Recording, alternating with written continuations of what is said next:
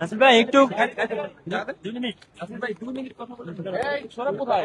একটু ভাই টুক থেকে আপনার মাইকগুলো আমাদের হাতে দেন। ভাই আপনারা মাইকগুলো আমাদের কাছে দেন। মাইকগুলো আমাদের কাছে দেন। বৃত্তটা একটু বড় করেন। আপনি একটু দূরে যান ভাই। একটু দূরে যান ভাই। ভাই এই ভাই ফ্রেম বড় করেন না। বললাম। হ্যাঁ হ্যাঁ বুঝলাম করেন। একটু পিছনে একটু পিছনে পিছনে গেলে বুঝতে যাবো না। একটু পিছনে একটু ধরেন আপনি পিছন। আসসালামু আলাইকুম প্রিয় সাংবাদিক ভাইরা, আমি ইলেকশন ক্যাম্পেইনে ছিলাম। কি অবস্থা করতেছে? আরে ভাই আপনারা এরকম চলে আসলে তো হবে না। আসসালামু আলাইকুম প্রিয় সাংবাদিক ভাইরা, আমি ইলেকশন ক্যাম্পেইনে ছিলাম। মাগরিবের নামাজ কাকরাইল মসজিদে পড়লাম, পরে ইনকিলাব মঞ্চের স্ট্যাটাস দেখলাম জাবের এখানে যমুনের সামনে অবস্থান নিয়েছে। তো আমার মনে হচ্ছে আমার জায়গা থেকে তাদের সাথে দেখা করা উচিত।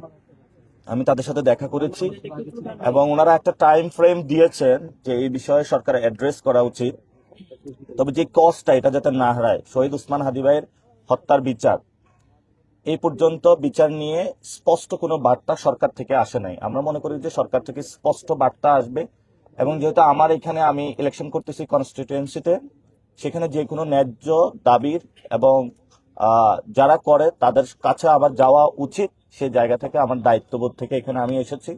আমরা আশা করব দ্রুত সরকার এই বিষয়ে যে শহীদ ওসমান হাদি ভাইয়ের যে বিচার সেই প্রক্রিয়া নিয়ে স্পষ্ট বক্তব্য দিবে জাতির সামনে এবং এই বিষয় নিয়ে আমরা ওসমান হাদি ভাইয়ের পুরো বাংলাদেশের মানুষ ওসমান হাদি ভাইয়ের বিচারটা বুঝে পাবো এবং খুনিদের দৃষ্টান্তমূলক শাস্তি হবে, যাতে ঢাকা 8-এ কোনো সন্ত্রাসী এই ধরনের আর ঘৃণ্যমূলক কোনো কর্মকাণ্ড জীবনও করার সাহস না পায়। ঠিক।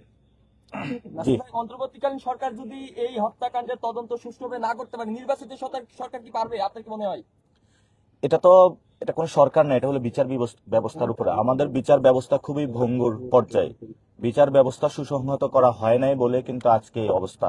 সেই জায়গা থেকে আমরা মনে করি এই বিচার বিভাগ দ্রুত গতিতে এই বিষয়ে রায় দেওয়া উচিত এবং যারা সুনির্দিষ্ট আছে গোয়েন্দা সংস্থা সে বিষয়ে অ্যাকশন নেওয়া উচিত। বাংলাদেশে অনেক ঘটনা ঘটে, মুসাব্বিরের হত্যাকাণ্ডে শুটারকে পাওয়া গেছে, ওসমান হাদিকে কারা খুন করেছে সে বিষয়ে এখনো কেন সরকার সুস্পষ্ট বক্তব্য নেই?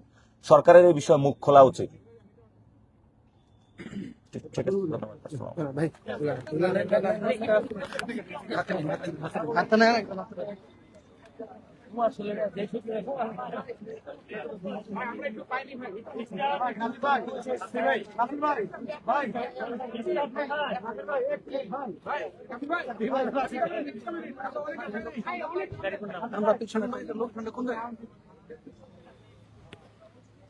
দর্শক, ইনকিলাব মঞ্চের মুখপাত্র শরীফ ওসমান হাদি হত্যার বিচারের দাবিতে কিন্তু ইনকিলাব মঞ্চের নেতাকর্মীরা কিন্তু আসলে প্রধান উপদেষ্টার বাসভবন অর্থাৎ যমুনার সামনে কিন্তু তারা অবস্থান করেছিলেন এবং সেই অবস্থানে কিন্তু নাসিরউদ্দিন পাটোয়ারি কিন্তু এসে সংহতি জানিয়ে গেলেন মাত্র। দর্শক, আপনাদেরকে দেখানোর চেষ্টা করছি আজকের পত্রিকার ফেসবুক পেজে যারা যারা দেখছেন সকলকে লাইভটি শেয়ার করে দেওয়ার জন্য ধন্যবাদ। সকলকে ধন্যবাদ।